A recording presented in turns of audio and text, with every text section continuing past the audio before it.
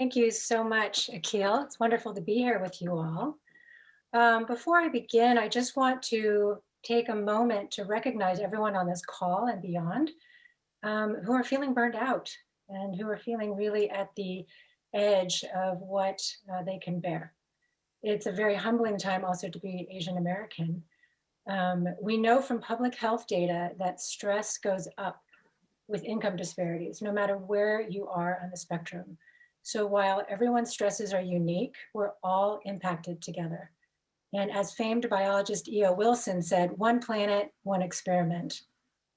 So with that, I'd really like to shift our focus onto burnout. And I would say that this is the shadow talk of Dr. Martin's talk earlier this morning on resilience.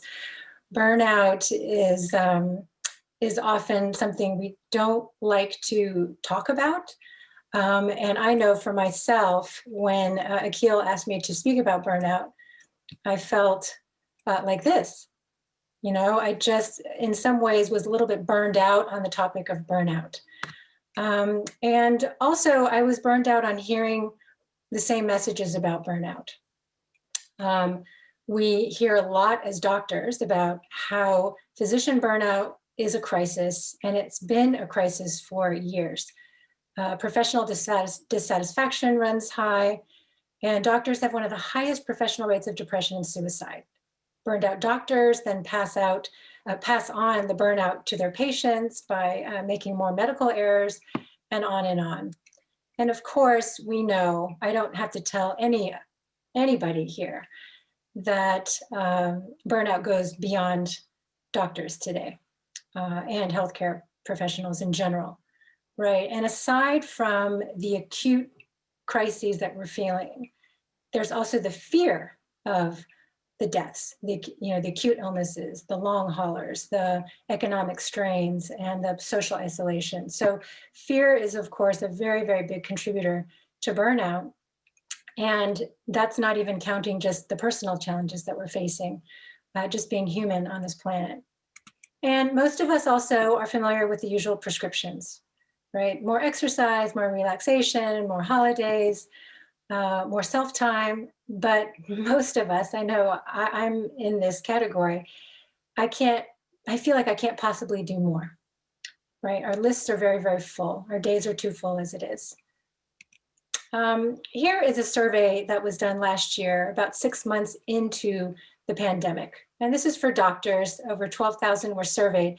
But this, of course, it can be extrapolated over into the general public, right? So this is what we usually do to cope. And as you can see, some of these choices, right, usually more at the top, exercise, being in community, sleeping, are a little healthier than the others, right? We start devolving here, eating junk food, drinking, binge eating, smoking cigarettes and marijuana.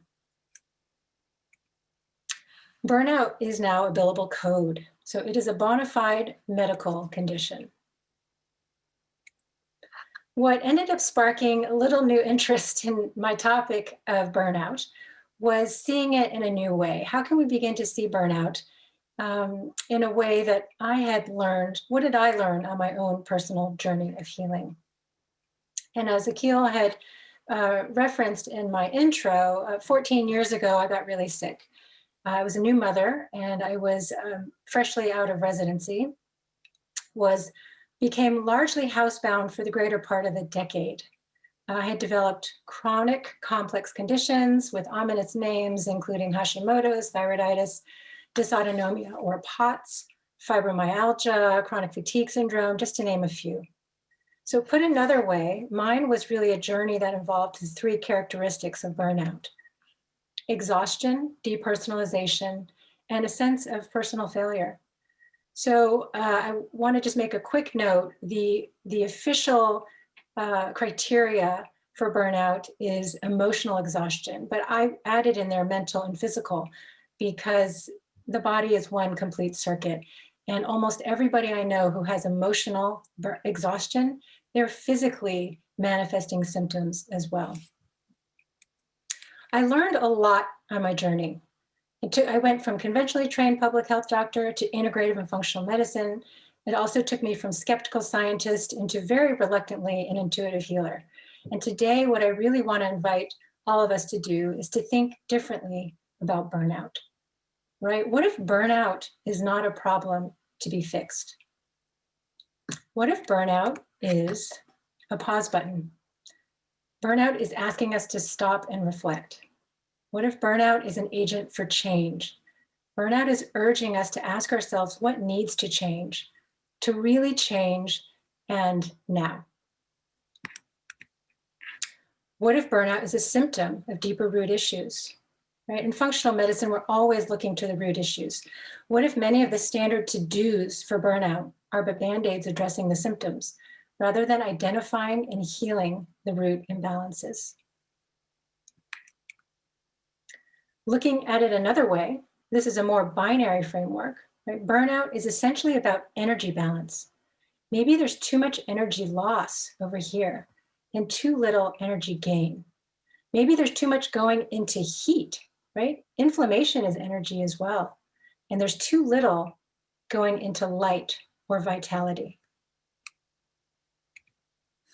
Energy disorder is the basis of all chronic conditions, including burnout, if we're calling burnout now a chronic condition. And reordering that energy is what gives us vitality at the levels of mind, body, and spirit. When we reorder energy, where it goes is where it needs to go. Now, at my alma mater, the University of Texas Southwestern Internal Medicine Residency Program, they survey their residents with this weekly fuel gauge. A level of 2 or lower prompts the wellness center and a counselor to check in with them. This is a huge shift from the time I was doing residency, and it gives me hope. Now, since this is billed as an interactive lecture, I want to invite you all to take a moment, connect with yourself, and answer this question. What is your fuel gauge level? And I really want to invite you, as you're comfortable, of course, but if you're uncomfortable, see if you can push past that discomfort and type it into the chat box, all right? Because the first step in burnout or with any chronic condition is to name and address it, because our culture has ascribed shame, or sometimes we have ascribed it to ourselves when we experience burnout or any kind of failure or exhaustion. And so just simply putting it in the box, allowing others to see it, we actually sort of see each other as real, living, breathing human people. So I just invite you to take some time and enter that in. Great. Beautiful. Beautiful. Thank you all. And just continue to enter into the chat box as you come to where you are. It's beautiful to see the 4s and the 5s, and it's heartening to see the 1s, 2s, and the 3s. And so I would just say, if we as a culture are not largely 4s and 5s, we've got a long way to go in terms of addressing burnout individually and collectively. This is critical not only because we will feel better and be more engaged in our lives, but it helps our collective immune system, so to speak, to respond to global stressors like the pandemic. So on my personal journey, the conditions I had did not have handy, effective treatments. So I was really forced to learn a lot about restoring my energy reserves. Healing takes energy. And more than taking energy, I would say it's really about energy efficiency. How do I bring, inflammation in one part of my body to healing in another? How do I not waste a lot of energy that I'm generating? So I compiled the list of healing strategies in my memoir. There are 15 of them. These are all in. These will be referenced for you in the slide. And today I just want to highlight 3 of them, the 3 that are in white, as we continue to explore burnout together. So this first one, change your thoughts, change your genes. This is based on the field of epigenetics, which shows how our total sum environment can change the way our genes turn on and off. Right, so there are many factors that can affect our gene expression. The other speakers have spoken beautifully about the importance of many of these. And I want to focus on thoughts highlighted down below because they are occurring somewhere on the order of 15,000 to 80,000 per day. All right, I mean, that's an astounding number. Now, when we think of change, we tend to be quick to think outside of ourselves. That's how our human brain is wired, with our senses continually sending us information about what's around us, who's around us. And so with burnout, there are necessary changes that need to happen in our systems. There are major changes that need to happen in our systems, but these are large and longer term. And changing other people, I think we all know how futile that is. Then there are changes to ourselves. This is the one I want to focus on today because it is within our immediate capacity to do so. And if we change ourselves, we change our relationship to whatever systems we're operating in, which is the beginning of reversing the energy imbalances within us. When I speak to my patients about change, I often hear variations on these three sentiments, right? Change is hard. I don't have the energy for more change. Change is slow. But I remind them that healing is change. What they're coming to me for is change, whether they know it or not. The greater the change, the greater the healing. But sometimes great healing happens with small changes, and we can all start small. So over the next several slides, I'm not going to say anything. I just invite you to sit for a few seconds with each of the images that follow and connect to yourself, actually connect to your body. Be aware of any and all sensations that you feel as you observe the images.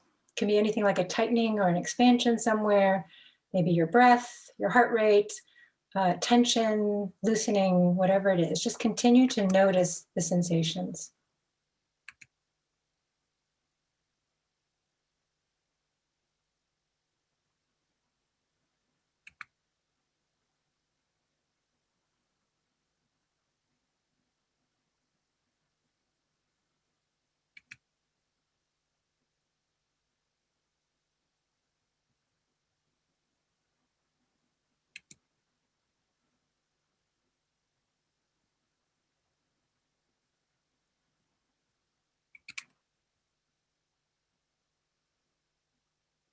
Now, you just changed your physiology in a few seconds, back and forth, from stress to relaxation, from contraction to openness.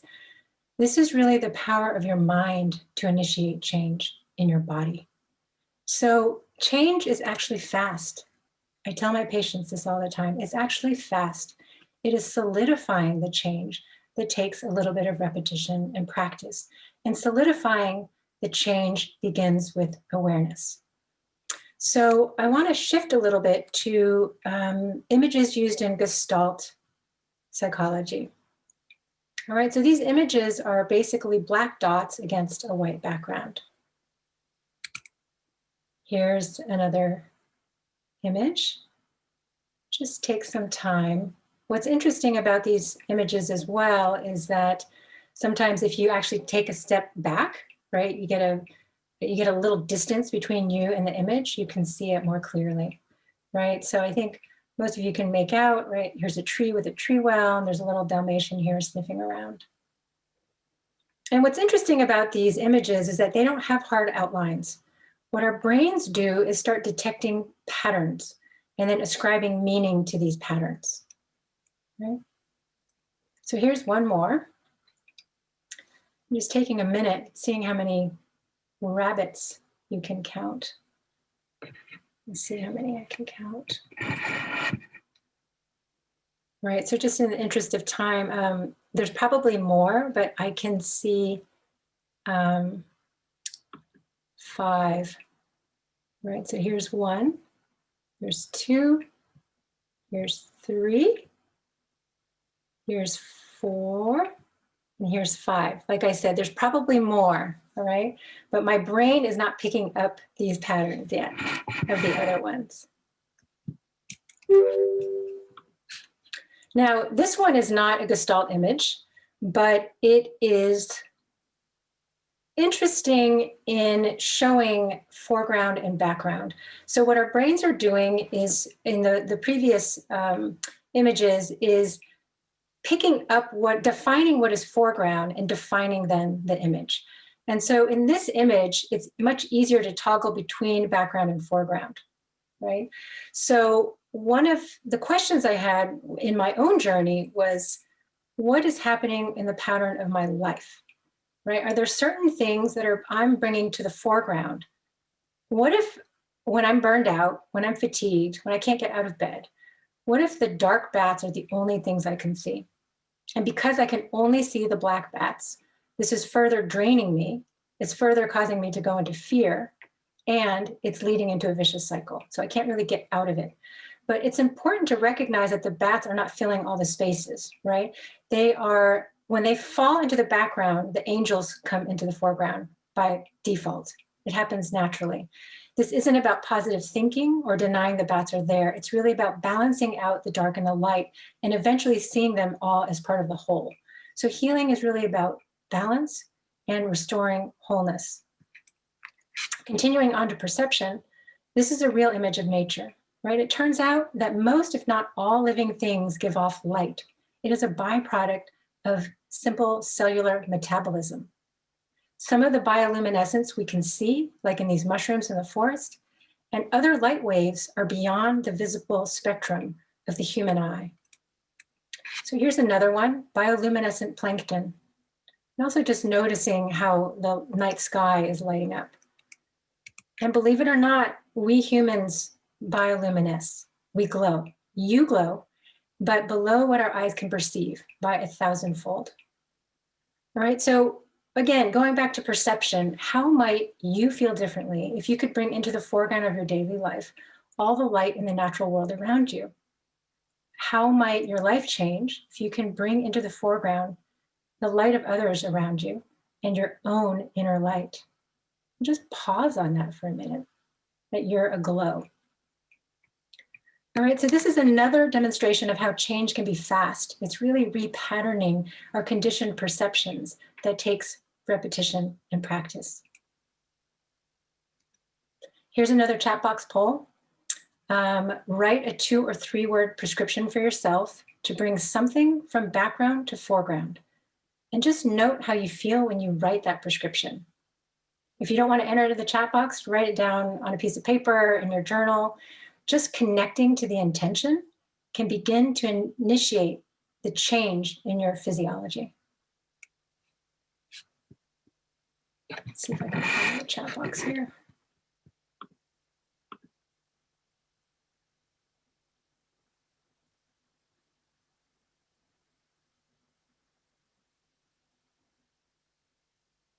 Beautiful. You guys are amazing. You guys are pros.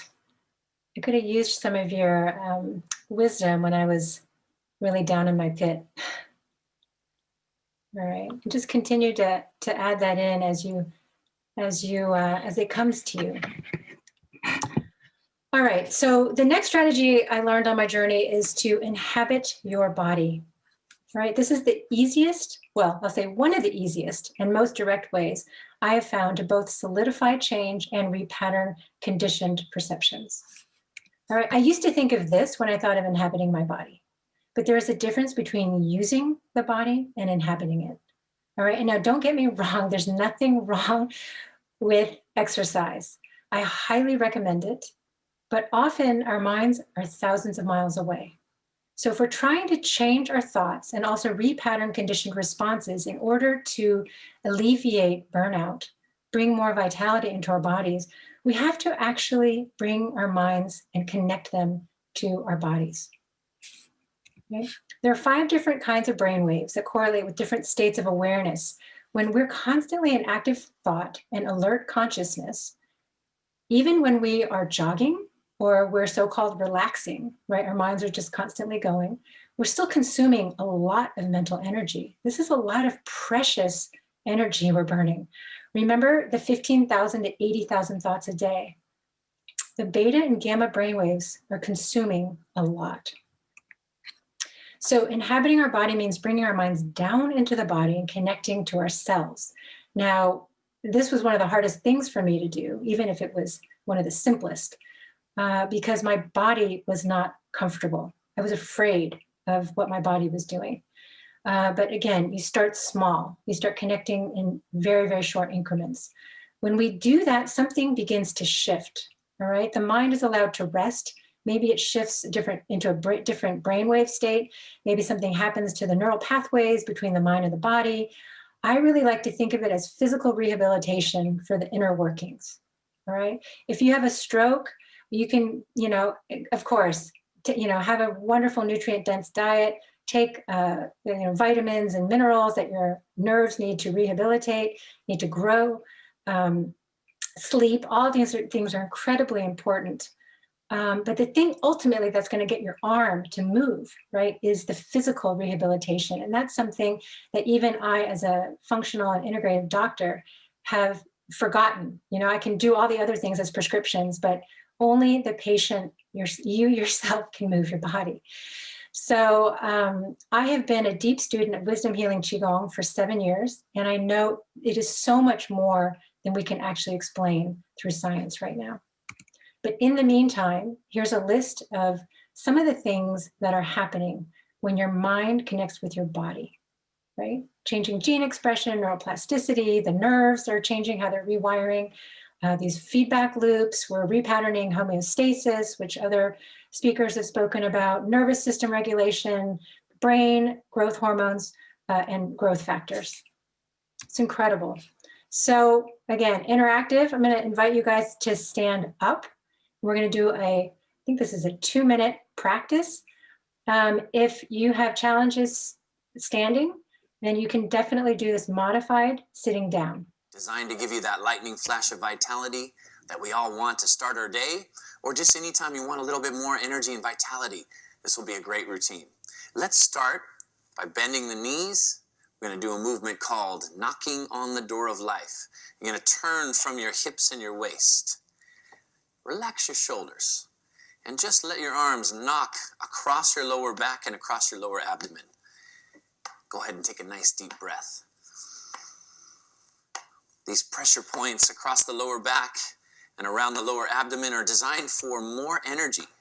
Now, the movement of your spine helps to create suppleness and flow and flexibility through the spine. Again, take a deep breath, relax your shoulders, keep those knees bent, feel centered and balanced, and enliven the spine with the movement. You can just gently turn, look over one shoulder, and feel that stretching and opening your upper back. Now from here, let's go into another pressure point. Just bring one hand just below the collarbone and knock on the chest. These points are for your lungs, designed to bring more energy into your body. So take a deep breath. These points are also good for your immune system. Make your body stronger. It's like your Qigong flu shot. Keep you healthy and strong and vital. One more acupressure point that we'll do in this exercise. Let's come up over the shoulder and knock on the top of the shoulder. This one brings energy, circulation, and flow into the neck, upper back, and into the head. This point here is said to help make good decisions, because as the qi opens from the neck and shoulders and goes to the head, we have clearer energy in the mind for decision making. Good.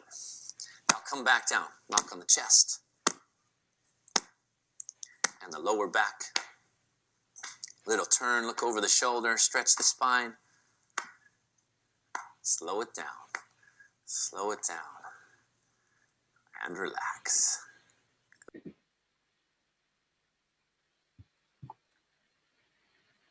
All right. Wish I could see you guys doing that. All right. So just take a moment, and you can stay standing if you want. Sit down, but just close your eyes. Notice how you feel. And that practice was just a little over 2 minutes. That was Lee Holden. He's a Qigong teacher in Santa Cruz.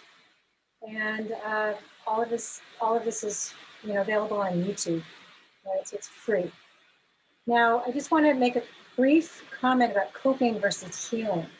Now, this kind of practice, you know what? You're having a stressful time. You just had a really difficult encounter.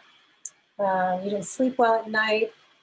You do this practice for 2 minutes. It can be incredibly revitalizing. It can shift you out of fight or flight into rest and restore states. It's very, very beneficial. But when we only do these kinds of mind-body practices after a particular stress or during a particularly stressful time, they become sort of, kind of fancy integrative coping strategies.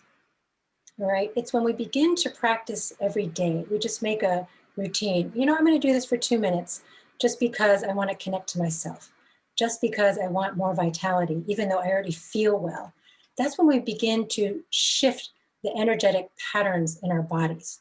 And then it shifts us actually into longer, deeper healing, right? So we kind of get on the other side of stress. We're ahead of it in a way. So the third strategy I wanted to highlight is to survive love and loss, right? So one day I found myself at a grief ritual in West Marin with 30 strangers. It was hosted by grief therapist Frances Weller.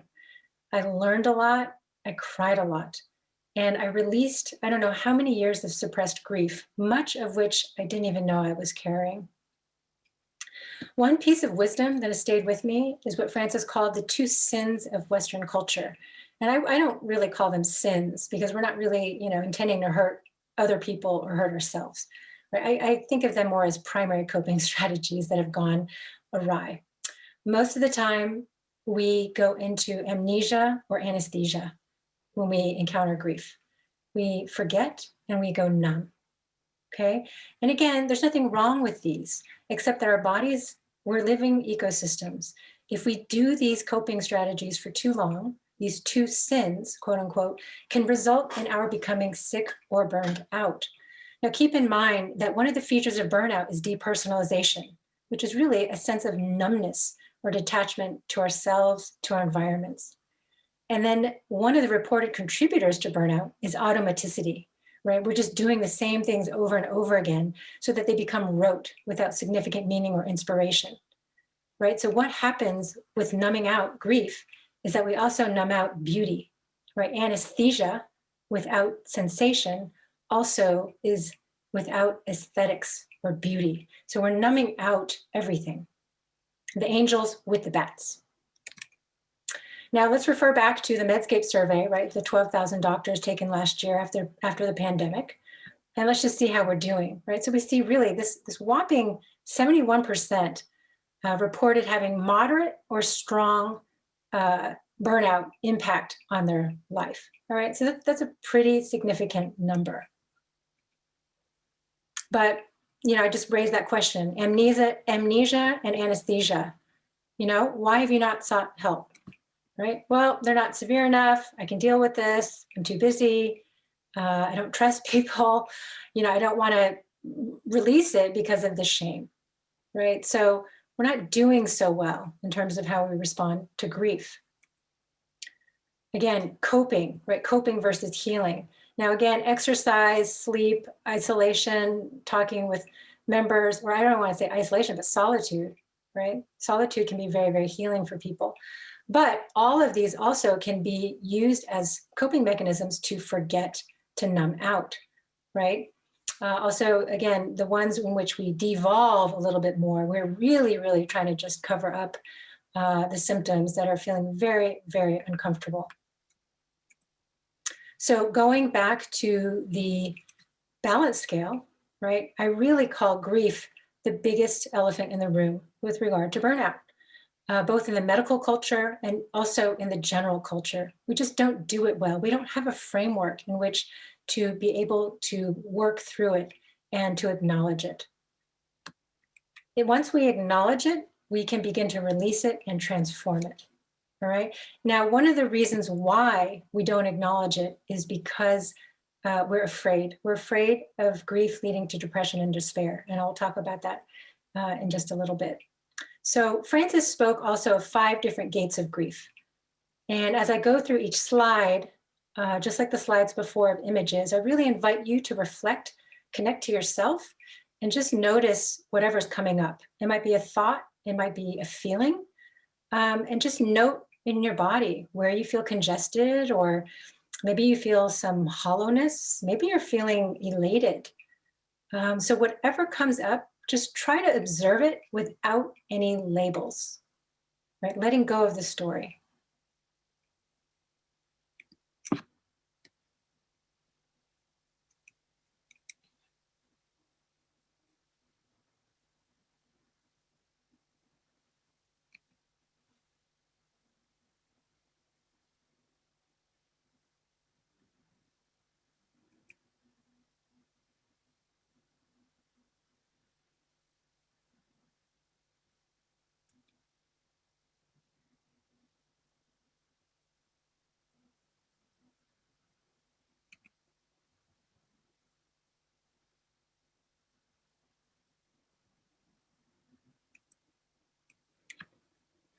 Now, what I learned is that grief doesn't need to be fixed or cured.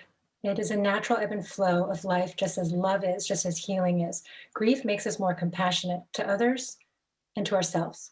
The difference between grief and despair and depression, as I referenced earlier, is simply having a witness. Now, not having a witness that's too close who's also experiencing the same grief. That's often where we misstep. Somehow in our culture, we've not only pathologized grief, we have privatized it. So instead of allowing grief to release unimpeded while being held by a witness, we try to soothe it away. Now, there are many ways to release grief. At the grief ritual I attended, there was an elaborate altar similar to this one, reflecting our loves, our losses, a whole ceremony that wove in songs, rhythms, movement. And what it basically did was taught us how to inhabit our bodies, because that's where we're storing the grief. Our conscious mind can actually be all good, but we've stored things in our bodies, and our subconscious really resides in the way our genes are folding, the way our neurons are wired. So the embodied piece is really key to releasing grief. Now, there are some simple things that you can do at home. All right, timed writings are a practice that can begin to unravel things. Can be easily done by with a friend, either at home or across the telephone line. Can take as little as 10 minutes. You simply pick a starter thread like, I wish someone would, ... or my tears come when, ... And you set a timer for 8 or 9 or 10 minutes, however long you want to write. And you write whatever comes up without stopping, thinking, editing, without judging, basically. So you're giving your soul space to rise up. And sometimes those words are going to be, I don't know what to write. I don't know what to write. My mind is totally blank. That's what you write, right? And then you take turns and you read it aloud to each other. The other person doesn't ask any questions. They don't make any comments. They simply thank the person for sharing. Now, there's another ritual that can be done by yourself in your backyard. Or somewhere else private, right? Where you dig a hole into the ground and you cry or scream or speak your grief into the earth. Some people prefer to write it down on a piece of paper, and then you bury it, either the tears or the piece of paper. And you throw along in there some flower petals, some twigs, orange peels, whatever you want, literally to allow those elements to compost together with your tears, with your grief, right? So quick chat box poll, 1 to 2 words, maybe 3 or 4. What are you carrying that you are ready to release? What are you carrying that doesn't serve your best interest anymore? And also, I want to add a third one. What are you carrying that's not even yours? Right? So again, just entering into the chat box, whatever comes up as you're comfortable, and moving a little bit into that space of discomfort. Just being really, really honest with yourselves.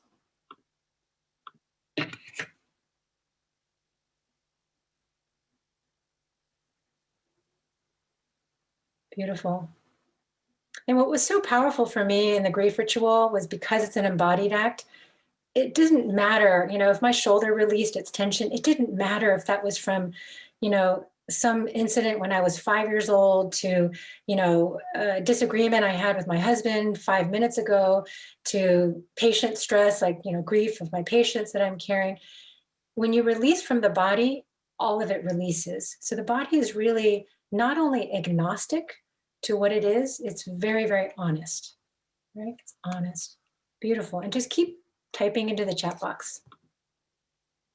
All right, so if none of those things, if they're a little bit too touchy-feely for you, we can, again, here's one more, 1 minute, this is 1 minute practice on how to release grief, stress, burnout, whatever it is from your body. All right, Lee Holden, 1 minute. Take a deep breath, and we'll exhale and come down into a movement called the tiger. Bend your knees here. And come up, inhale, and just go as low as you can, comfortably. Go as low as you can. If you can sink all the way down, that's great. If not, just come down as far as you can comfortably. Good. Inhale, come up. This will strengthen your legs, open your hips and your waist. Bring energy and vitality up through the body. Here, you're cleansing your internal organs, and then you come down towards the earth, towards the ground. Inhale, and feel here, any energy you no longer need, just bring it down to the earth. And then take it up. Exhale, old energy. Inhale, new energy. It's kind of a flushing and a cleansing exercise, as well as a strength and an energy enhancer. Inhale through the nose. Exhale out through the mouth.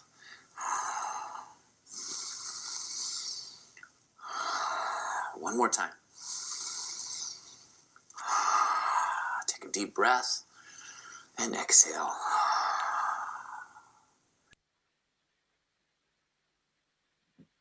All right, so just notice how you feel. All right, again, 1 minute. The other one was 2 minutes. So it doesn't take very long. It just takes mindful commitment. So we'll really begin to summarize, right? When the energy demands go up, the energy gains necessarily go down. You don't even have to do anything here, right? Just release stuff, this stuff comes down. Right, so the two causes of burnout: loss of connection to self, loss of connection to the whole. All right, so really we summarized, we covered and also experienced firsthand. I think that's what's most empowering, is when we experience it ourselves, right? Changing your thoughts and changing your genes, inhabiting your body, surviving love and loss. And so really when we do that, we begin to shift from a to-do checklist to awakening to ourselves. We also awaken to the whole. And so really burnout is forcing us to return to essential questions. Who am I? How am I choosing to live my life? What needs to change?